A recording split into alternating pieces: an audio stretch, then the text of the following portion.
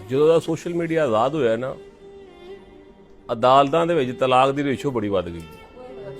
ਹਾਂਜੀ, ਇਸ ਚੀਜ਼ ਨੂੰ ਮੈਂ ਤਹਿਰੀਰ ਕਰਕੇ ਦੇਖ ਲੈਣਾ, ਤੁਸੀਂ ਜੇਬਾਂ 'ਚ ਪਾ ਲੈਣਾ ਕਿ ਖਵਾਤੀਨਾਂ ਨੇ ਤਲਾਕਾਂ ਬੜੀਆਂ ਲੈਣ ਲੱਗ ਪਈਆਂ।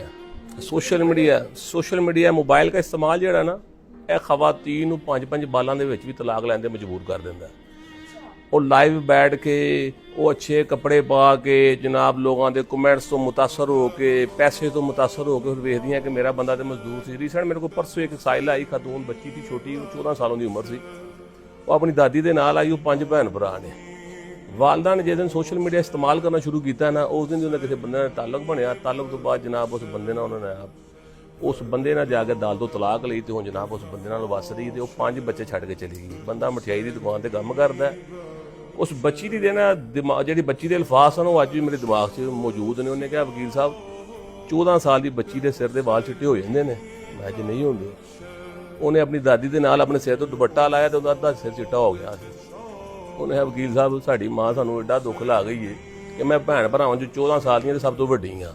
ਤੇ ਮੈਂ ਆਪਣੀ ਮਾਂ ਨੂੰ ਜਦੋਂ ਲੋਕਾਂ ਨਾਲ ਫੋਨਾਂ 'ਤੇ ਗੱਲ ਕਰਦੇ ਵੇਖ ਨਹੀਂ ਸਾਂ ਤੇ ਮੈਂ ਕਹਿੰਦੀ ਸਾਂ, ਜਦੋਂ ਦਾ ਤੂੰ ਫੋਨ ਇਸਤੇਮਾਲ ਕਰਨਾ ਸ਼ੁਰੂ ਹੋਈ ਹੈ ਨਾ, ਤੂੰ ਇਹਨਾਂ ਕੰਮਾਂ 'ਚ ਪੈ ਗਈ ਤੇ ਅੱਬੂ ਸਾਰਾ ਦਿਨ ਸਾਡੇ ਲਈ ਮਿਹਨਤ ਕਰਦਾ, ਮਠਿਆਈ ਦੀ ਦੁਕਾਨ ਤੇ ਚੁੱਲ੍ਹੇ ਅੱਗੇ ਮਠਿਆਈ ਤਿਆਰ ਕਰਦਾ ਤੇ ਰਾਤ ਨੂੰ ਆਉਂਦਾ ਤੇ ਤੇਰੀ ਹਰ ਖੁਆਇਸ਼ ਵੀ ਪੂਰੀ ਕਰਦਾ। ਤੂੰ ਬਰਗਰ ਕਵੇਂ, ਸ਼ਵਾਰਮਾ ਕਵੇਂ, ਬੋਤਲ ਕਵੇਂ। ਮਾੜੇ ਇਨਸਾਨ ਦੀਆਂ ਮਾੜੀਆਂ ਸੋਚਾਂ ਹੁੰਦੀਆਂ, ਮਾੜੀਆਂ ਖੁਆਇਸ਼ਾਂ ਹੁੰਦੀਆਂ।